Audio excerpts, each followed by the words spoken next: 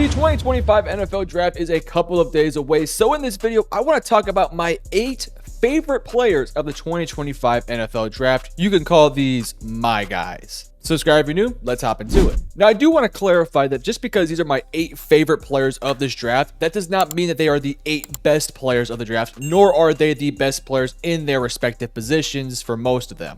With that said, I do have 8 players on this list, but I do have 3 honorable mentions. These are players that I did consider to put on my list, but ultimately I decided to leave them off because I prefer other players. Those names are Derek Harmon out of Oregon, the defensive tackle, Emeka Egbuka, Ohio State wide receiver, and then Micah Williams, the edge rusher out of Georgia. All of those guys were considered for this list, but ultimately they just landed a little bit short. With that said, at pick number 8, I got Kelvin Banks, the offensive tackle out of Texas. Now, as you can see right here, I do have a Texas flag, so I do maybe have an innate bias towards some Texas Longhorns players, but as what I do with every single Texas player, I always try to take as much bias and favoritism out of the conversation and just strictly look at the actual player himself. And for me, I just personally think that Kelvin Banks is one of those guys that for myself and for what I like to see out of the offensive tackle position, he basically checks every single box. Now, Kelvin Banks, a 3-year starter at Texas, his freshman year, stepped in day 1, was a starter, and was arguably their best offensive lineman as a freshman. And then every year he got better and better and better. He's somebody who I think should be taken top 15 of the 2025 NFL Draft, but maybe taken just outside the top 15. If you were to ask me where I would put him in my offensive tackle rankings, he would be my number 1 pure tackle. That's just because I think Will Campbell's more of a guard. Lately, though, Armand Membu has been kind of climbing up and maybe knocking on that door, but with that said, I still personally believe that Kelvin Banks is right up there for being the best offensive lineman or just offensive tackle in this year's class. I think the thing that I like the most about Kelvin Banks is that I think he is the prospect with the least amount of question marks to his name. For example, you look at Will Campbell and you say, does he have the arm length to stick out at tackle, or is he likely to move inside to play guard or center at the NFL level because of his arm length? For Armand Membu, he doesn't really have the greatest tape in 2023. He's kind of a 1-year guy who shot up in 2024 and now is becoming a top consensus pick in this year's draft. For Josh Simmons, it's obviously the injury concerns. For Gray Zabel, it's kind of the same thing as Will Campbell. Can he play guard, or is he more of a tackle? Like, what is he? For Banks, there really isn't those question marks on him. He's been very consistent his entire time at Texas. He is who he is. And yes, there are flaws to his game. It's like every single prospect out there, but I think I can work with those flaws, and just I feel the most confident that Kelvin Banks will be the most surefire player of this draft. Again, not saying he is the best player of his position or will become the best player at his position in this year's draft, but I think if you're asking me 10 years down the line, of all the offensive linemen in this year's class,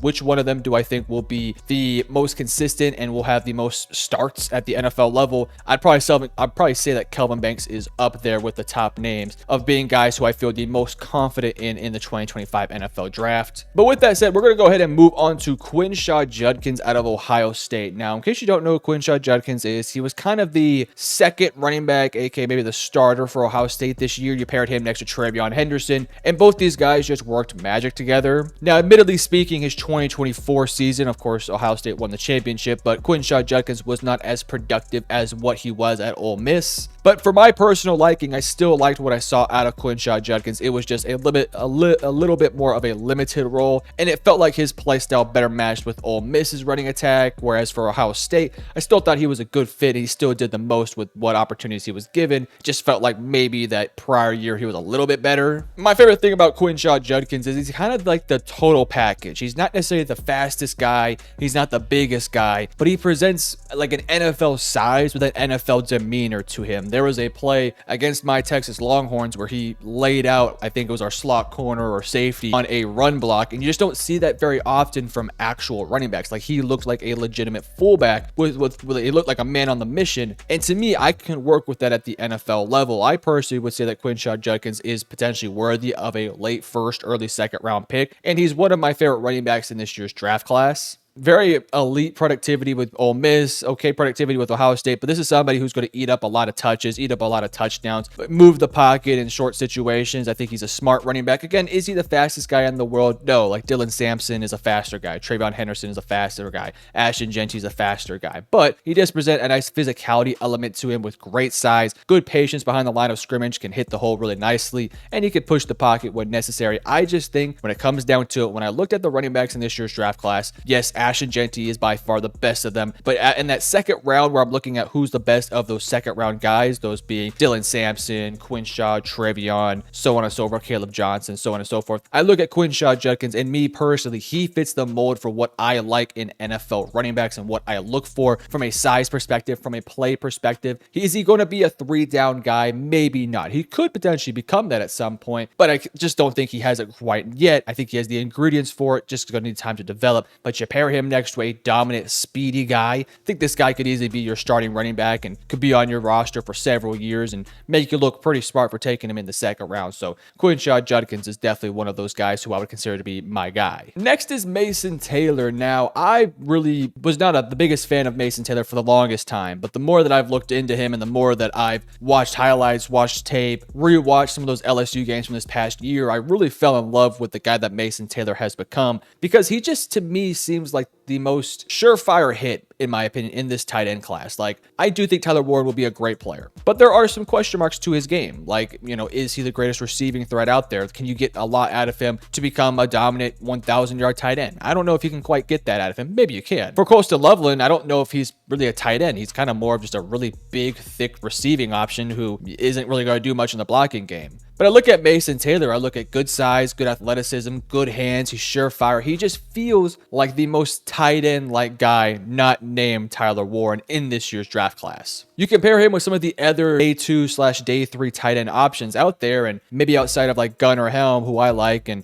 Terrence Ferguson, who I also like, I think Mason Taylor presents the most like tight end looking guy. Like Harold Fannin, not a biggest fan of Harold Fannin. Like, yes, he has elite productivity, and you look at the stats and you're like, this guy's fantastic, but then you watch him on film and it's just like, I don't know if that's actually going to work at the NFL level. Elijah Arroyo I also like, but I don't know if I view him as being a 3-down tight end. I think he's just more of somebody who probably will likely just be a receiving threat, which I don't know how often teams are really going to rely on a guy like Elijah Arroyo for that. So I look at a guy like Mason Taylor and I say, okay, he has the size, he's a good athlete, he's smart, he knows where to bend his routes properly, he knows how to sit down in zones. I think he can become a really good blocker. In case you don't know, Mason Taylor is the son of course, legend Jason Taylor. And even though I don't think he'll ever become the Hall of Fame guy like his dad potentially or anything sort of like that, I do think Mason Taylor is going to come into the league and just be a really reliable, tight end. I don't know if he's ever going to be a top 5 option. Is he going to become Brock Bowers, Trey McBride, Gronk, or, Antonio Gates? Like, probably not. But I look at him and I say, this guy could be your Dalton Schultz. This guy could be your Dallas Goedert. Like, somebody who is consistently within like the 8th to like the 15th best tight ends in the league, but they're just super solid and they get the job done. They do their role and you just feel really okay with them. And again, this is somebody who you're taking probably round 3, maybe round 4, maybe even round 2, like towards the back end. And if you were to get this guy, I think that you would have a certified tight end who could be on your roster for a long time. And you don't have to spend that first round pick like you would for a guy like Tyler Warren, who, by the way, I still think Warren's a better prospect than Mason Taylor, but I feel a little bit more comfortable about taking a tight end in day 2, more so than potentially a top 10 pick like with Tyler Warren and even maybe Colston Loveland. So for Mason Taylor, again, this might just be a bit more of how I value the tight end position, but I personally think Mason Taylor is a fantastic player, has a lot of upside, but at the same time, probably doesn't have the upside of Pro Bowls and Hall of Fames, but I think he'll be a very reliable option for whatever team takes him, whether it's in the run game or the passing game. I like Mason Taylor quite a bit. Next is a guy who is a riser for a lot of people, and it's going to be Braden Swinson. Now, Braden Swinson is probably going to be a day 2 guy, but I have seen some mock drafts lately with Braden Swinson arriving into that first round. This is somebody who I've been a big fan of for quite some time, and I'm kind of happy to see that he's starting to get some recognition in a bit more of the earlier portion of the draft. Braden Swinson has elite size, very good arm length, massive hands. He looks like a prototypical edge. Now, is he the greatest athlete at that edge rusher position? No, he's not a Jalen Walker, James Pierce Jr., Shamar Stewart-like guy. But what he does present is an NFL size, and this dude is just a straight-up disruptor. Like, it feels like every single time he's on the field and asked to make a play, he is consistently in the backfield causing havoc. Now, is he the most productive guy in the world? No, but I do think he had some really good tape for LSU last year. Again, what I look at in an edge rusher is I want a guy who's smart, is more of a read and react type of guy, more so than just somebody who gets a little bit lucky and makes some sacks here and there. And I look for elite traits. And I think for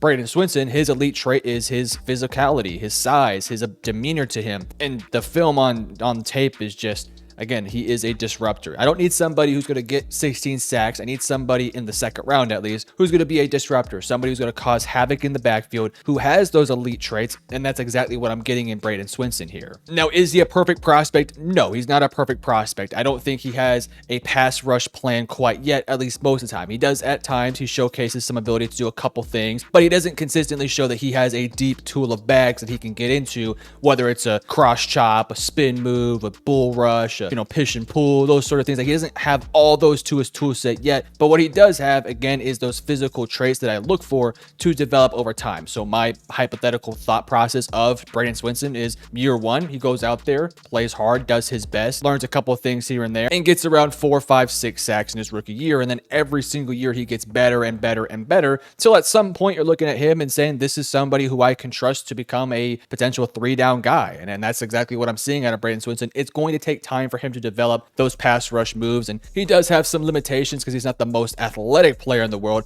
But what I get here is somebody with elite traits, a very smart player, a capable player. And I think Braden Swinson is going to be somebody who gets taken second or third, maybe first round. I don't know. He can kind of go anywhere there, and I wouldn't be shocked. And I think whatever team takes him is going to be very happy they have him, because they're getting somebody who day one will be a solid rotational player and potentially in years 2 and 3 could become a full-time starter, opposite of somebody maybe like a Max Crosby or a Micah Parsons or a Myles Garrett, for some examples out there. So I like Braden Swinson. He's one of my favorite players, one of my favorite edge rushers in this class, and frankly, I think I would take Braden Swinson over a number of guys in the first round, just because I'm a bigger fan of Braden Swinson. I'm not going to name names, but some of those late first round edge rushers, I think I might start taking Braden Swinson over them, but I'll have to see about that one. Next up is going to be Malachi Starks. Now, Malachi Starks is somebody who, frankly, I think is falling down draft boards just because of positional value. And yes, Nicky Monwari had a better combine, but I thought Malachi Starks still did his job out there. He still looked like the Malachi Starks that we saw on tape. Now, admittedly speaking, Malachi Starks, in my opinion, had a better 2023 year than he did last year in 2024. By no means did he have a bad year, but I would say productivity-wise, forcing turnovers, looking a bit more like the complete package.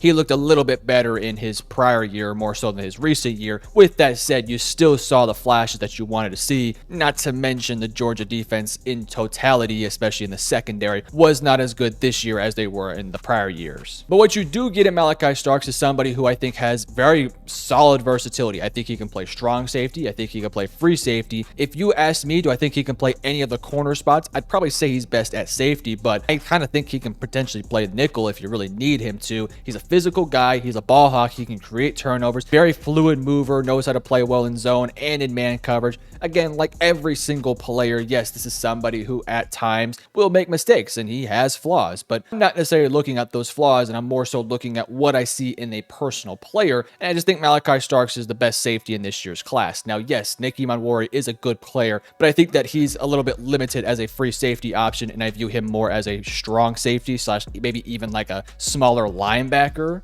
And then you compare him to, some of the other safeties in the class, like Xavier Watts. I look at him, he's just not a great tackler. Makuba lacks maybe a little bit of some size to him. Sebastian Castro, Kevin Winston, Lathan Ransom, all those guys have some question marks to their game, whereas a guy like Malachi Starks, I just don't see too many question marks with him. I think Malachi Starks has the potential to be a Pro Bowl player early into his career and will have longevity because of his versatility and ability to move around every single spot in the secondary. I think he's a smart, capable player. As time goes on, he gets with some really good coaches, and I think once his vision for the game, and if he can really start to read offenses a little bit better, then Malachi Starks could be a top, 10 safety in the NFL like really quickly. There's a reason why he's getting first round buzz. I would feel comfortable taking Malachi Starks anywhere from 11 to about anything after that. Like if you take him at 12th overall, 13th, 14th, 15th, I would have no issues with him going there because I think Malachi Starks is an awesome pick. Moving on to my next player is Mason Graham. Now, Mason Graham is somebody who feels like has fallen victim to people almost falling out of love with him and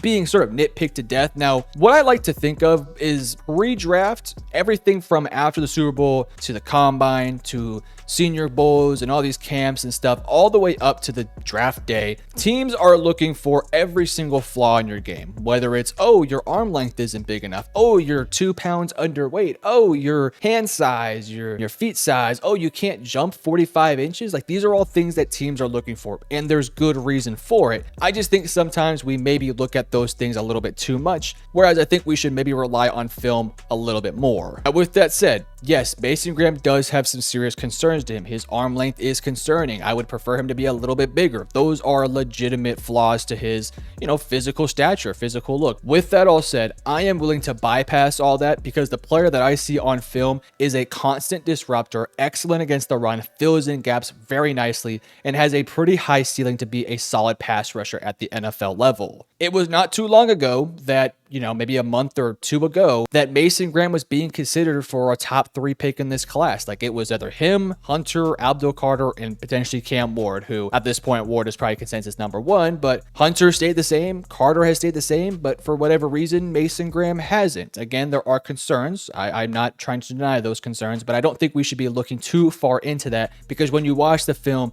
the dude is absolutely dominant. No matter who he's going up against, good competition, bad competition, he dominates them. He's always in the backfield, always causes havoc. And I just think this is somebody who's getting prospect fatigue. I mean, that's just kind of the basic way to put it. I love Mason Graham. He is my defensive tackle 1. I would feel totally okay with him going as high as number 4, maybe even top 3. I have no issue if he goes top 5. I think he's a fantastic player who is going to be a really reliable guy, make some Pro Bowls. All pros might be a little bit of a reach, but I wouldn't be shocked if he did so. You pair him with, if he goes to the Giants, for example, you pair him next to Dexter Lawrence. If he goes to the Jets, next to Quinnen Williams and Jeffrey Simmons with Tennessee and so on and so forth. Tennessee's not taking him, but you get my point. You pair him with next to somebody there. I just think he's going to be a fantastic player, and I have no problems Mason Graham going super early, though it feels like he's now looking more to become like a late top 10 pick. And hey, if Carolina gets him, Carolina's going to get an awesome player to pair next to Derek Brown and Tershawn Horton and so on and so forth. We're going to move on to my next player. That's going to be Jahad Campbell, the linebacker out of Alabama. This is somebody who has felt like a recent riser. Like he was a maybe borderline late first, maybe second round guy. But now I view Jahad Campbell as being almost a lock to be a top 15 pick.